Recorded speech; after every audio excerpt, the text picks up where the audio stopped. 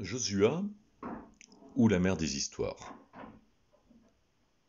Un album de Delphine Rattel, auteure, et Virginie Grosot, l'illustratrice, aux éditions Millefeuille. La préface est de Bilou, Roland Jourdain. Petit Josua, ton histoire, c'est la mienne, c'est celle de tous ceux qui ont besoin d'aller voir derrière la ligne d'horizon. Un jour, la baie devient trop étroite, les lumières du soleil couchant, le sillage des dauphins et le vol de l'albatros trop attirants. Et il faut partir les rejoindre. Le moyen pour moi fut la compétition qui m'a permis de conjuguer passion et métier avec le privilège de rester au contact de la nature dans sa beauté et sa simplicité. Longtemps, l'histoire de Bernard Montessier fut pour moi incompréhensible. Abandonné en tête d'une course pour continuer en croisière, il m'aura fallu du temps, des milles en mer et des kilomètres à terre pour commencer à comprendre. On passe sa vie à chercher le chemin du bonheur alors que le bonheur, c'est le chemin. Fais-nous rêver, petit Josua. L'aventure commence souvent sur du papier glacé. Ton récit et tes superbes illustrations vont faire partir pour un joli voyage les grands comme les petits enfants. Nous n'aimons pas que l'on abîme nos rêves, alors prenons bien soin de l'océan et de ses habitants. Josua ou la mer des histoires. Sur l'océan, les histoires et les chansons voyagent sur le dos des vagues. Quand elles croisent la coque d'un bateau, elle lui murmure alors leurs secrets au creux de l'écoutille. Seulement pour les entendre, il faut être en amour avec l'océan.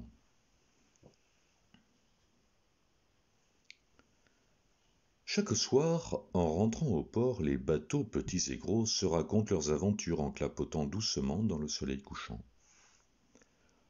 Ce soir encore, tous papotent et clapotent. Le chalutier raconte sa dernière pêche miraculeuse. Le catamaran et le voilier parlent de courses et de régates. Seul Josua ne dit rien. Josua, lui, est amoureux de l'océan et la seule chose qu'il souhaite, c'est découvrir tous les secrets du grand large. Il n'a pas envie d'aller vite ou de pêcher gros, ce qu'il aime, c'est naviguer, voile au vent, sa belle coque rouge chatouillée par l'écume. Tous les matins, quand les premiers rayons de soleil frôlent l'écume, ni une ni deux, il part en mer toute voile dehors. Changeant de cap, virant de bord, sur l'eau, Josua se sent pousser des nageoires. Mais le soir, il revient au port avec les dernières lueurs du jour, chaque fois plus déçu que l'océan ne lui confie pas ses secrets. L'océan ne m'aime pas, soupire-t-il doucement. Bien sûr que si, mais au lieu de regarder vers le large, tu devrais d'abord jeter un coup d'œil en l'air, lui répond une goélette blanche. Je veux bien t'aider en te guidant jusqu'à l'horizon. Ensuite, tu devras te débrouiller tout seul. Josua chavire de bonheur. Son vœu le plus cher va peut-être se réaliser. Tu as toute la nuit pour te préparer. Je viendrai te chercher au lever du jour. À l'aube, la goélette blanche mène Josua à la ligne d'horizon, là où la mer et le ciel se confondent.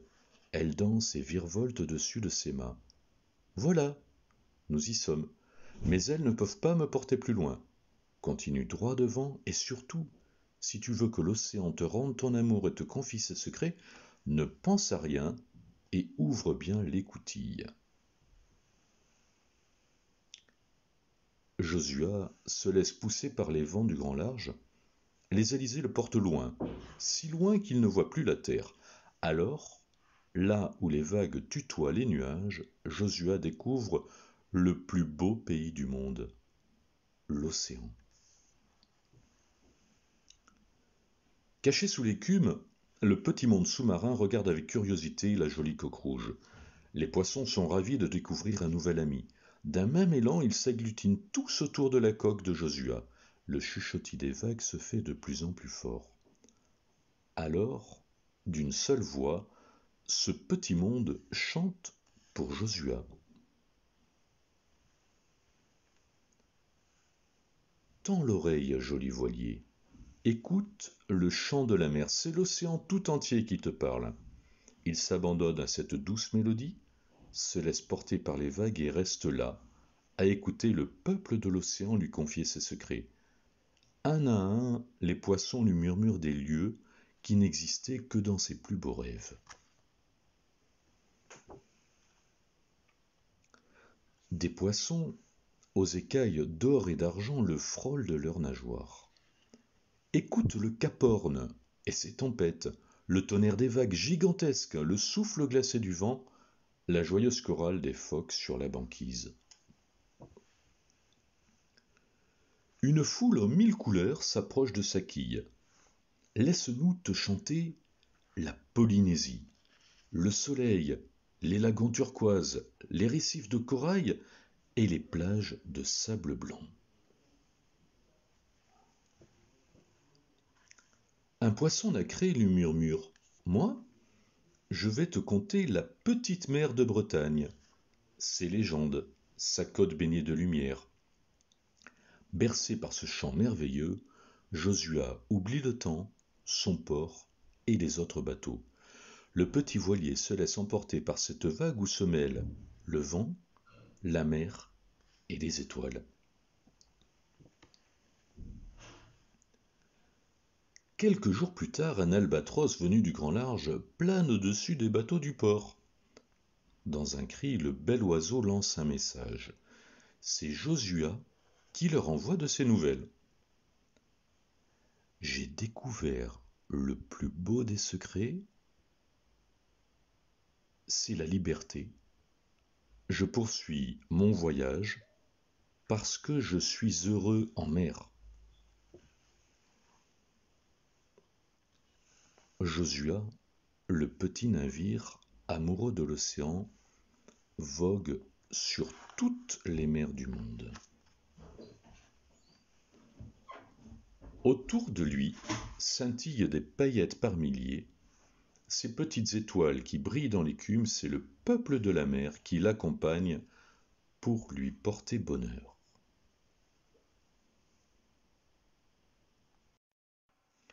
L'écho de l'Albatros, Josua, un bateau mythique. 10 avril 1925, naissance de Bernard Moitessier. Bernard naît à Hanoï, en Indochine. Son père est négociant en vin, sa mère artiste. Il passe son enfance au milieu des manguiers et tamariniers, où il excelle dans l'art de manier le lance-pierre. Le virus de la mer. À chaque période de vacances scolaires, la famille retourne dans un petit village de pêcheurs où le jeune Bernard Moitessier découvre la navigation à bord des jonques. La mer devient pour lui une obsession. Partir. Pour Bernard Moitessier, la première véritable aventure en mer commence sur le Snark, une jonque en très mauvais état avec laquelle il tente en vain de gagner l'Australie, alors que la guerre fait rage en Indochine. Bernard quitte son pays à bord de la jonque Marie-Thérèse en 1952, mais fait naufrage en plein milieu de l'océan Indien. Qu'importe. 3 ans plus tard, il reprend la mer sur la Marie-Thérèse II, qu'il a construite de ses propres mains et sans plan, avec l'aide d'amis, mais il fait naufrage aux Antilles. Vagabond des mers du Sud. Bernard Moitessier arrive alors à Paris sans un sou en poche. On lui conseille d'écrire un livre sur ses aventures maritimes. Tout en effectuant de petits boulots, il s'attable à la terrasse des cafés et commence à écrire. Vagabond des mers du Sud, paru en 1960, connaît un succès immédiat. Ses droits d'auteur et l'amitié que lui vouent ses lecteurs lui permettent, à grand renfort de courage et d'économie, de construire un nouveau bateau, un ketch en acier de 12 mètres nommé Josua. Josua est construit au début des années 60. Bernard Moitessier l'a baptisé ainsi en hommage à Josua Slocum, premier navigateur à avoir fait un tour du monde en solitaire. Josua navigue d'abord en Méditerranée, comme navire-école, puis sur toutes les mers du monde. Premier record sur Josua. En 1966, Bernard et son épouse Françoise battent le record de la plus longue traversée à la voile sans escale à bord de Josua, soit 126 jours de mer en passant par la route mythique et dangereuse du Cap Horn. Cette aventure est relatée dans le second livre de Bernard Moitessier, Cap Horn à la voile. La longue route. Bernard Moitessier participe avec Josua à la première édition du Golden Globe, une course autour du monde en passant par les trois caps, Bonne-Espérance, Lewin et Horn, sans assistance et sans escale. Alors qu'il domine la course et est donné vainqueur, il passe une seconde fois le cap de Bonne-Espérance. À l'aide d'un lance-pierre, il catapulte un message sur le pont d'un cargo. Je continue, sans escale, vers les îles du Pacifique, parce que je suis heureux en mer et peut-être aussi pour ne pas perdre mon âme. Le 21 juin 1969, Josua rejoint la Polynésie après 300 jours de mer. Il a réalisé un tour du monde et demi, en solitaire et sans escale.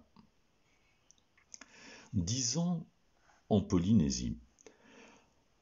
Bernard Moitessier va vivre 10 ans en Polynésie aux côtés d'Iliana.